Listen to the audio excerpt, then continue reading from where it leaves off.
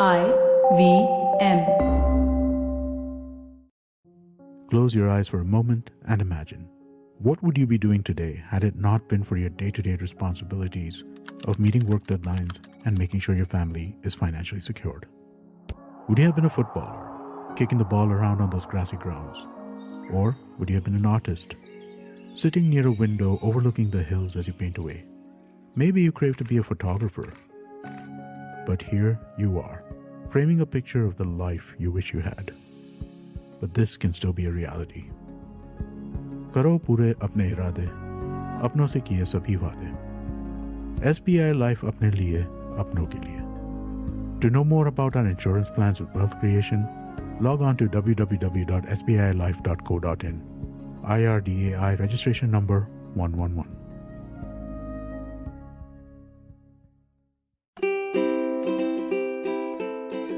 Hello and welcome to the Habit Coach podcast. I am Ashdin Doctor, your habit coach. And today on the podcast, we're going to be discussing a very, very important topic, especially in today's day and age. We're going to be talking about self-care. Now, this is something that is very, very important because very often we don't take care of ourselves. We instead focus on all the goals that we set for ourselves in life. We focus on others. Sometimes we are caregivers for others. But how do we take those moments and focus on self-care and understand why self-care is so important? So for today's podcast, we have Roberta Hughes, who's an expert on understanding the concept of self-care. So Roberta, welcome to the Habit Coach podcast. Thank you for having me, Ashdin. It's wonderful to be here. My absolute pleasure. Roberta, tell us a little bit about yourself.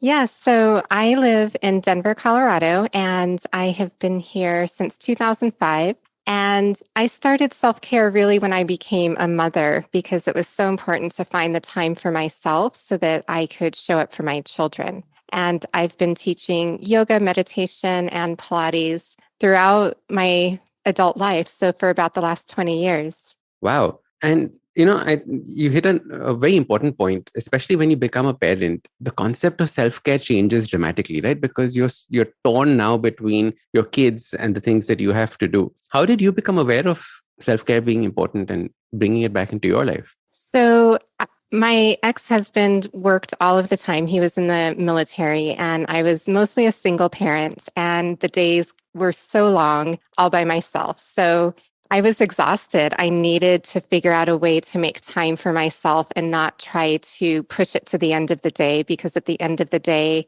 I would fall into bed and hope to get sleep if my children were sleeping. So it was really a necessity to filter things in throughout the day rather than trying to find a full day to myself or time at the end of the day. You said something so important, which is that you were trying to find a full day, or you were trying to make up for not having done the self-care, or hopefully you might get some time in the evening. What are some of the mistakes people make when going down this journey or not realizing that they need self-care? I think the biggest mistake is trying to find big blocks of time, because in our busy lives, we never will have that big block of time. And then we'll keep saying, well, next week I'll do it, or tomorrow I'll do it. And tomorrow and next week never come, and we've still not taken the time for ourselves. I took a yoga retreat in 2003. And in that retreat, they talked about making an investment in your spiritual bank account. And they said that 1 minute a day was better than 30 minutes a month, in regards to meditation mostly, but I've tried to apply that to most of the things that I do in life. You said something so important. 1 minute a day is more important than 30 minutes a month. Don't try and squish everything together, but instead build that consistency in throughout every single day. Yes. Right? I think that's a key takeaway from that. Consistency and repetition really help the brain become familiar with what you're trying to add in. So the more familiar your brain is, it becomes a habit, which is what you're all about, is building new habits. Absolutely.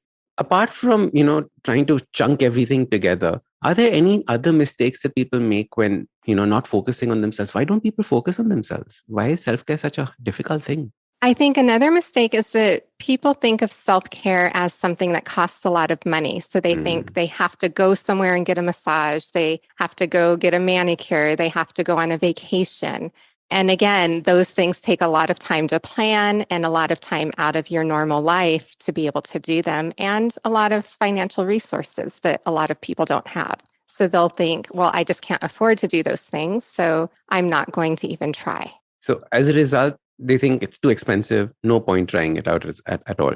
Too expensive, yes. Too expensive. Where do you think people should start? Or is there a breaking point and then you realize that people start this? How do people realize that now it's important for me to take care of myself? I think there is a breaking point. Either they get sick or their stress level becomes so high that they're not sleeping very well. Those seem to be the two most common. Or they get an injury and they're forced to slow down. And during that time, they have time to reflect and see how they want their lives to be when they're able to get back to normal. The pandemic is a perfect example of that. Do you see people actually slowing down in the pandemic? I've seen people speed up like crazy. Since we've been able to get back, I see people speeding up and trying to catch up. But during the pandemic, during quarantine, people had to slow down and there was a lot of resistance. So it really showed how much people are just used to being on the go and active. But over time, even the people who were resistant in the beginning felt like, okay, if this is how things are going to be, I can do this. There is resistance, right, to self-care. Where There does it is a come lot. from? I think sometimes people think that self-care is selfish, that making time for yourself is a selfish thing to do, Correct. especially when your family needs attention, your job needs attention, your relationships need your attention. I think that is so critical, right? Self-care equal to selfish. How do we break that paradigm? How do we break that connection in our minds? I encourage people to, again, just try moving themselves to the top of their planner at least once a day. And even if it is for 5 minutes, do something just for yourself to nourish your creativity, to inspire you, to help restore your energy so that you can be better in all of the roles of your life. Whenever I tell people to slow down or take these moments off, many a times they say that, I can't afford it, right? I have to push. I have to be, extra, go hard, go home. If I take 5 minutes off, it's going to go, I'm going to lose out. How do you combat that mindset? You can't afford not to take the time because your body is only designed to run for so long and it will bottom out. And you never know how long that will take. But I can almost guarantee that people who don't take time for themselves feel overwhelmed, they're not sleeping, and they're unhappy. If not all three, at least one of the three are true. Yeah. Overwhelmed, unhappy, right? This happiness is critical. So And what are not some... sleeping. Oh, and not sleeping. That's a big one. Yes. That was the thing that I used to do when as well. I used to say, I'll sleep when I'm dead, and it nearly killed me not sleeping. So it's like, yeah, it's going to come back to bite you. Yeah. So Roberta, what are some of the things that you tell people to start off with, or how do you start off on this journey of self-care and understanding that is important, and where do you begin? The simplest thing is the breath. The breath is always with us. And when you connect to your breath, your thoughts subside and you automatically feel better. If you pay attention to the inhale and you pay attention to the exhale, even just for that one breath, it will alter how you feel in the moment. This breath is something that, is spoken about, like you said, you teach yoga, Pilates, etc. The breath is a very important tool that is used in these practices. How do you connect with it? I can intellectually understand, connect with the breath, but how do I actually physically do it or put it into practice? Would you like me to guide you so you can please. give it a try? Yes. Okay. You can close your eyes or keep your eyes open. Mm-hmm. On your next inhale, just follow the inhale through your nose, through your throat, and notice how deep it goes into your body.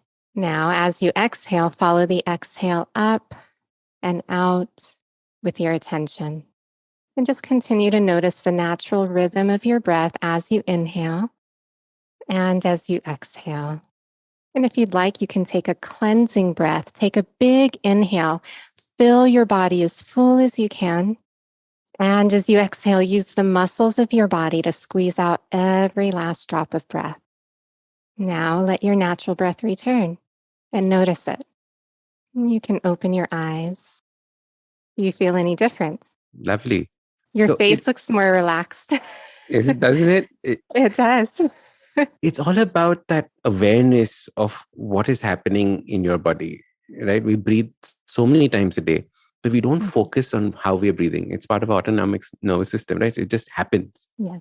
This is that moment of actually stopping, pausing, and noticing it.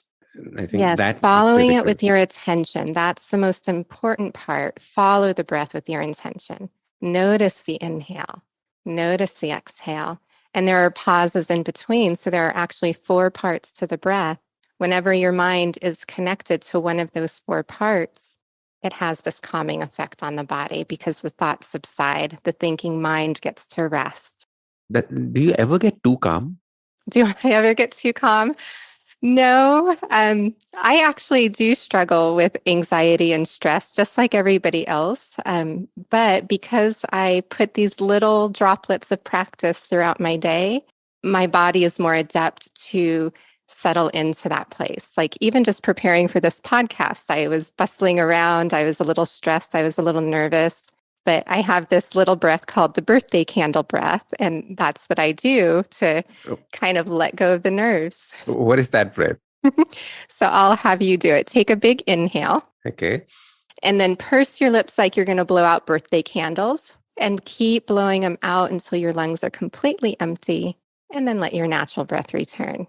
And you can use as much force as you'd like. But when I'm really nervous, I do that 3 to 5 times and then just take a little pause. So And it it kind of calms you down. resets. It resets you, yes? Uh-huh.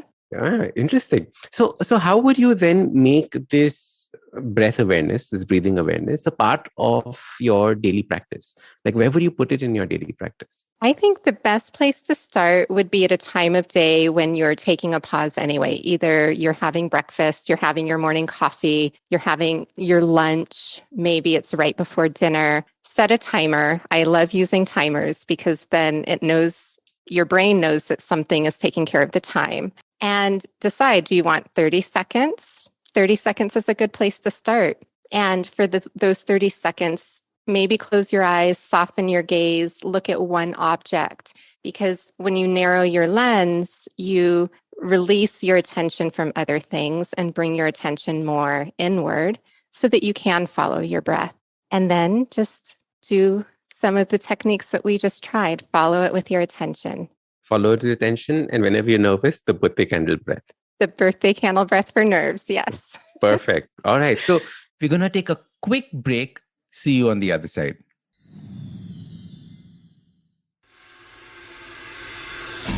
If you're a cricket fan, check out Edges and Sledges, India's favorite cricket podcast. The podcast focuses on Indian cricket, the IPL, and has a ton of banter both on and off the field. We talk about the week's biggest cricket stories with current and ex-international cricketers, coaches, or sometimes just between us. And it's hosted by me, DJ. Me, Varun. And me, Ashwin. New episodes release every week. You can catch us on the IVM Podcasts website, app, or wherever you get your podcasts from. Check out the Edges and Sledges Cricket Podcast. Welcome back. All right, let's jump into the conversation.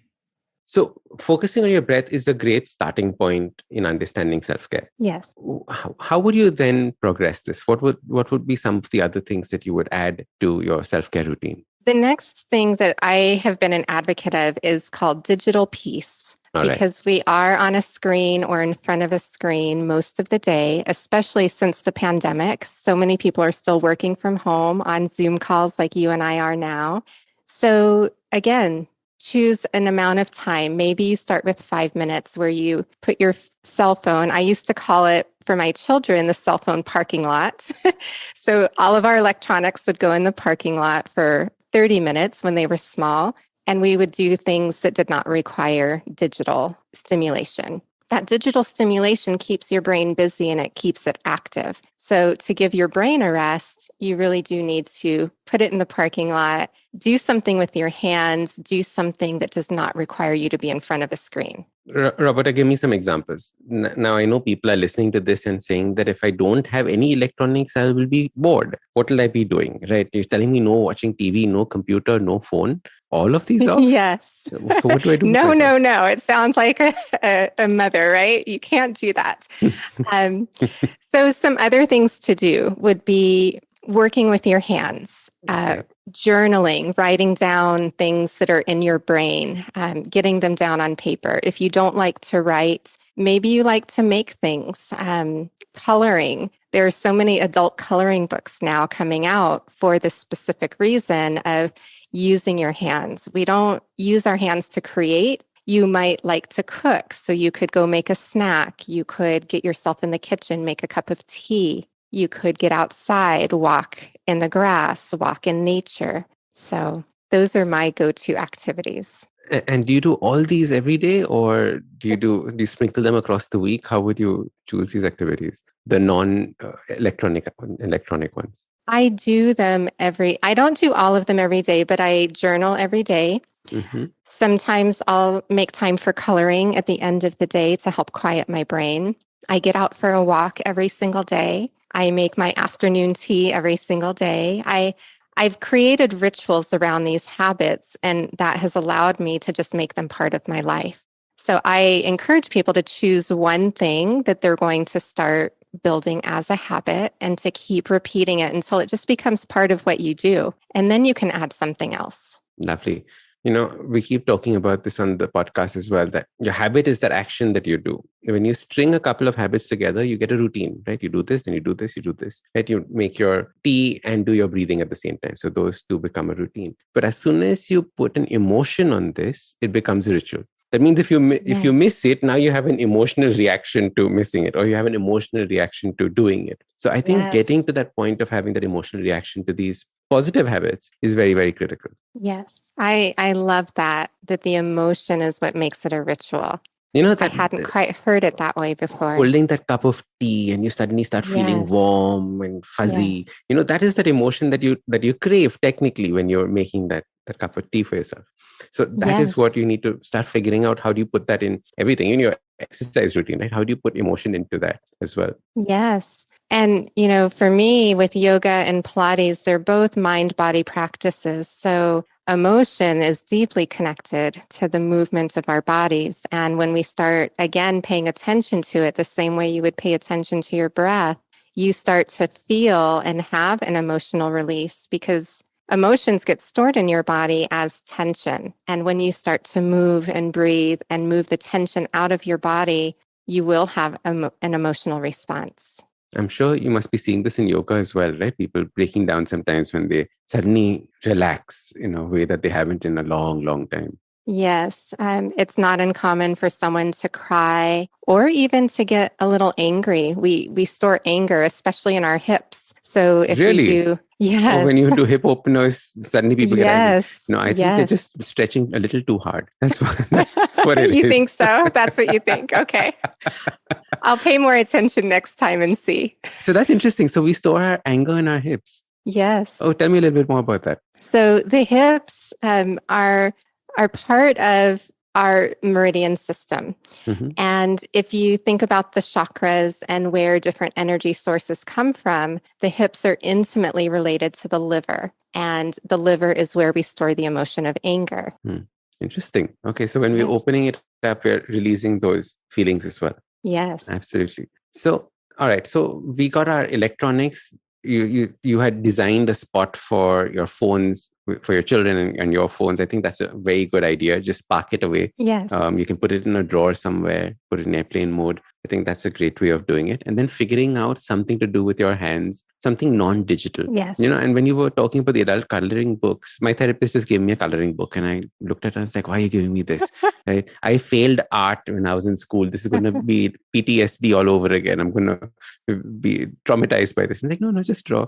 And it's strange, but actually as an adult, you appreciate the drawing very, very differently than you did as a kid.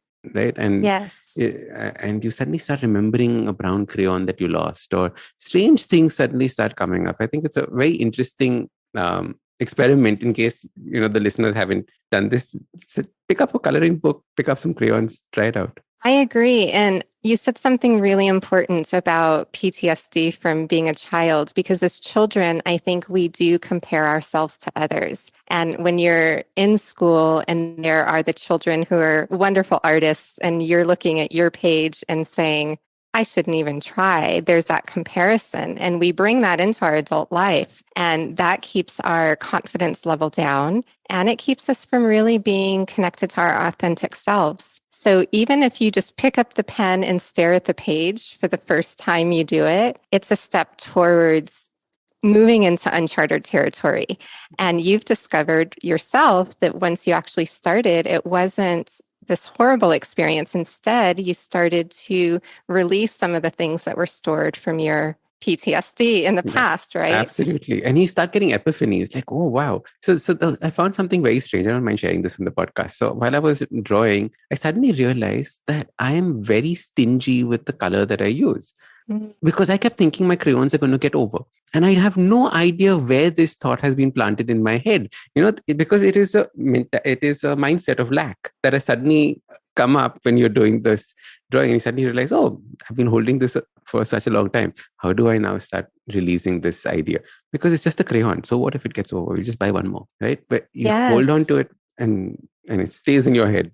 So interesting. Yes. So I still remember the excitement of opening a fresh box of crayons and how beautiful they are, the smell of them. They look wonderful. And when you would be at the coloring table with other kids, there would be those short little nubby ones that nobody ever wanted, right? Correct. So that's so funny that you're like, I don't want to create a short nub of my crayon. I want to preserve it. I want the pretty box, right? I don't want the used box. Absolutely right. And I wonder if just by flipping the mindset that those nubs show the value of your commitment and time to artistry and connection, if that would be more of a prize to have a nub instead of this beautiful shiny crayon. It's so true. I remember I had an uncle who used to read magazines for his work. And he says that I'm going to go home, but at the end of the day, all these magazines should look worn. That means I've used them properly, right? And that's the thing. When you have something, wear it out, use it properly, just like the crayon. Yes. It's been of service. Absolutely.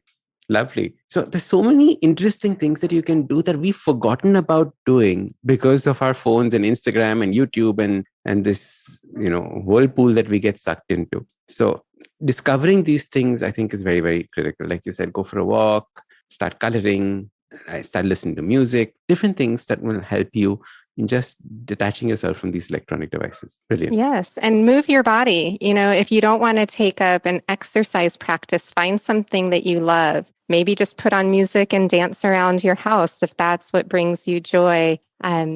Movement has to speak to your heart. So trying something new, if you don't resonate with it, then try something else. That's so interesting because since you are into yoga and Pilates and all of that, you would be very kinesthetic in nature, right? Like your body would be a very important aspect of it. How do you take care of your body and self-care, and how do you bring that to the table?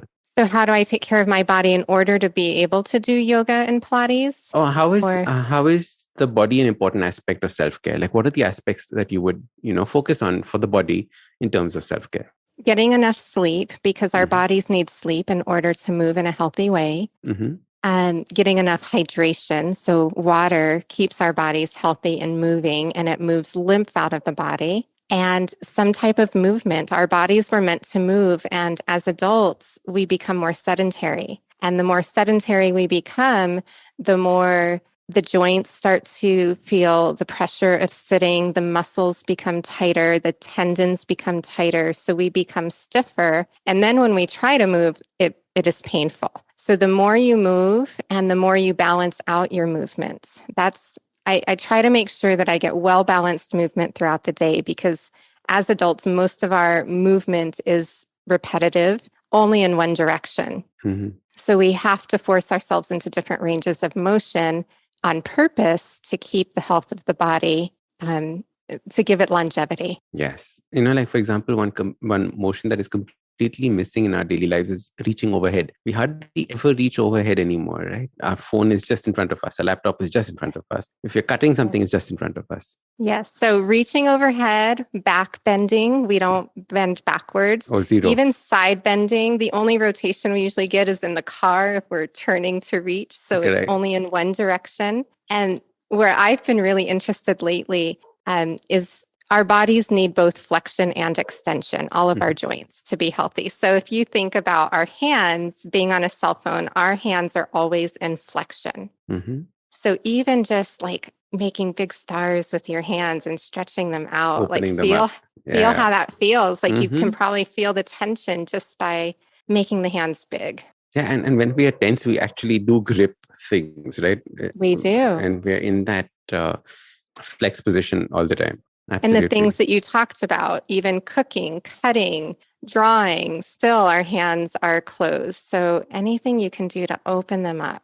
All right, super. So getting out of the digital world, getting back and understanding your body and all these various things is one other self-care tool that you can start doing. Do you suggest doing this multiple times a day? Do you suggest doing it at least once a day, or once a day is enough for most people? How would you plan this? So, Begin with once a day and pick a time and a ritual or a habit. So a habit won't become a ritual until that emotion is there, as we've just learned. So pick one habit and the same time of day, because then it's going to become routine if you're used to doing it at that time every single day. And then you'll begin to feel that emotional connection to it. What is it about this habit that is adding some benefit to your life? awesome. I think a great place to start the electronic habit is at least at night before going to bed. That'll improve your sleep as well. So a minimum half an hour before that, if you do this, that's fantastic. Like you said, you can do your drawing at that point of time. You can do all of those things at that point of time. Yes. Fantastic. Super. What do we have next on our list? So meditation is next on my list. Lovely. Tell us about meditation. Meditation scares people to death. That's what I have learned. But if you go back to that breathing exercise that we did, that was meditation. Meditation does not mean you have to sit and try to empty your brain, because that's not going to happen, especially not on your first try. Your brain is probably going to become more stubborn and more busy and resistant, and you're going to experience all of that. So while that sounds miserable, like why would I want to try? It is a matter of redirecting your attention. So the moment you notice your brain wandering into thoughts, having the ability to say, I'm thinking, but here's the breath, or I'm thinking, I'm going to look at this candle flame. Whatever it is that you want to bring your attention back to teaches the brain to come back. So the same way you would teach a new puppy how to behave, how to sit. It's that repetition. Just every single time you tell it to do it and it does it and you reinforce it, then it becomes sustainable for longer periods of time. Okay, so it is training that you have to put in. The repetition is what actually makes the difference. And, yes. And you're saying that people give up too soon because they realize that, oh, I can't do this, and then they just stop. Right. And they try to make, again, too big of a deal out of it. So they think if I'm going to meditate, I'm going to have to meditate for 15 minutes, 20 minutes, 30 minutes, and I just have to sit still and do nothing, and it's going to be terrible. Again, I have these little Zen breaks that I do. So the birthday candle breath is one of my Zen breaks. It's anywhere from 2 minutes to 5 minutes. 1 minute would be a good start if you're really terrified. And then listening to someone guide you. Having the guidance gives the brain something to focus on, so the busyness becomes less. What are Zen breaks? Zen breaks are what I call just short guided meditations, and guiding a person through, so directing them on how to look at the breath. We did this earlier together, and noticing different things. So maybe starting to notice sensation in the body, noticing emotions that might be with you, noticing the thoughts, like what is your brain wanting to think about? And the more familiar you become with what your brain wants to think about, the more you can say, okay, not now. Let's go back to the breath. And I like to encourage people to become playful with the practice of letting go of the thoughts, moving back to the breath. Because if you're too serious, if you're too focused on, I need to make this work for me, it puts a lot of pressure on you, and it's not going to feel restorative or relaxing at all. Yeah. Very often we think that meditation is that sitting up straight You have to have your spine erect. You have to do this. You have to do that. And then you put these 25 rules on you. And now that you have 25 rules, you need a monitor to make sure that the person's taking care of those rules, right? And who's going to be your monitor for you? Your brain. So obviously you're going to start thinking and thinking and thinking. Is my spine proper? Is my breathing proper? Is my attention here? Is this? And you just setting yourself up for failure when you create all these rules for yourself. I think that is a stumbling block that people face when they start meditation practice. Yes. Like you said, it's about attention. And it is. And permission to just be with your breath, be with the grass under your feet if you can get outside. Feel what's happening in that moment, and it will affect how you feel as you go back into the next part of your day. What are some of the things that people can put their attention on? You mentioned flame. Are there other things that people can put their attention on as well? Sure. A flame, a sound, maybe a flower, a special object that has meaning to you. Affirmations or words. If there's a word that really resonates with you or that you're trying to manifest, for example, in the middle of a really stressful day, maybe going into the next moment, you need confidence. So just focusing on that word. And we talked earlier about the artistry of coloring. You can use the same artistry through visualization. So you could close your eyes, see the word confidence, give it color, give it sound, give it a rhythm. The more you can add to these things that you bring your attention to, the more the brain starts to pay attention. And, I just want to tell the listeners that these are absolutely fantastic techniques that you can use, because what you're doing is you're giving your brain something to do. Very often when we think of meditation, it's like, oh, I'm giving my brain nothing to do. No, that's not what meditation is, because then it's going to control you. It's going to go all over the place. It's going to jump around, right? And it will. Yeah. So you need to give it something to do. And even the coloring of the word confidence has such a profound effect, because you're just focusing on, all right, so now the C is going to be blue in color and the O is going to be, and that's going to occupy your mind. So for those, for that 1 minute, 2 minutes, or till your timer goes off, you're only focusing on one thought, and that's what brings it back down. Right. Brilliant. And give that thought as much detail as you can. I just loved the second you started to say the sea is blue, like your whole demeanor softened because you were with that sea, you were with the blue.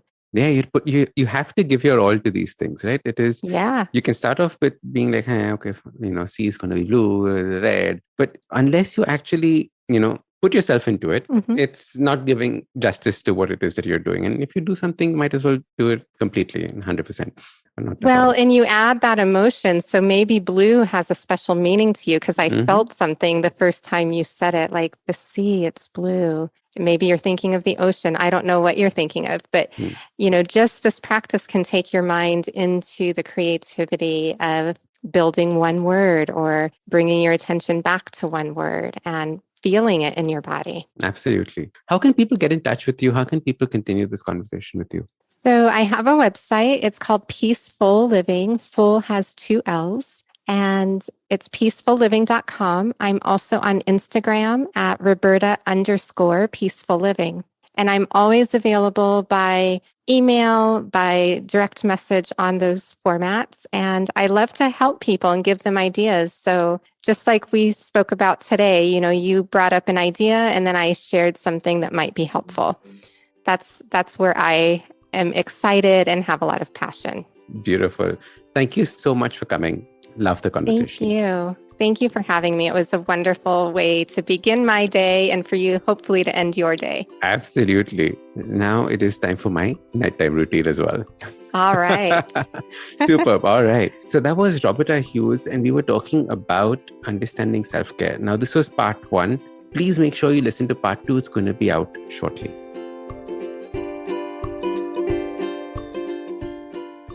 Now, if you like this podcast, don't forget to check out other interesting podcasts on the IVM network.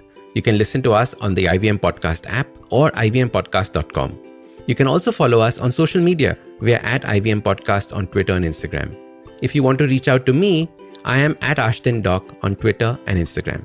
We have a brand new habit coaching online course, quizzes, videos, and a lot more on the website awesome180.com. So check it out now.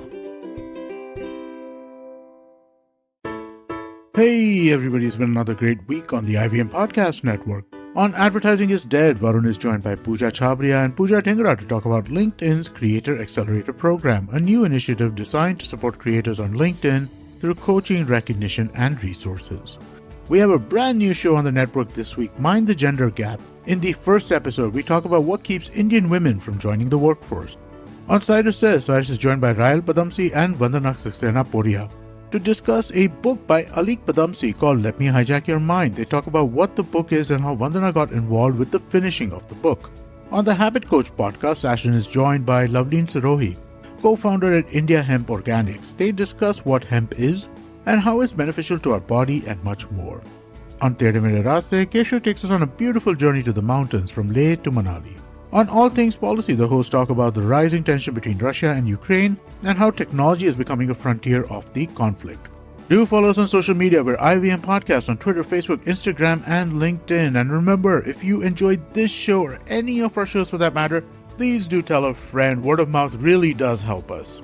And also, please, a rating if you could. That is also extremely helpful to us. And remember, we're also on YouTube. You can check out ivmpodcast.com/YouTube to get a list of the different channels that we operate on YouTube. And finally, we'd like to thank our sponsors this week, SBI Life Insurance, Bank of Baroda, India Water Portal, and Max Life Insurance. Thank you so much for making this possible. Inflation, fiscal deficit, GDP, MSP, NPA, equity market वगैरह वगैरह। दोस्तों, हमने सारे शब्द TV या अखबार में जरूर देखे होंगे या फिर सुने होंगे, पर हम में से कितने लोग हैं जो ये जानते हैं कि इन सब का सीधा प्रभाव पड़ता है हमारी सैलरी पर, हमारे इंक्रीमेंट पर और कमबख्त हमारे खर्चों पर।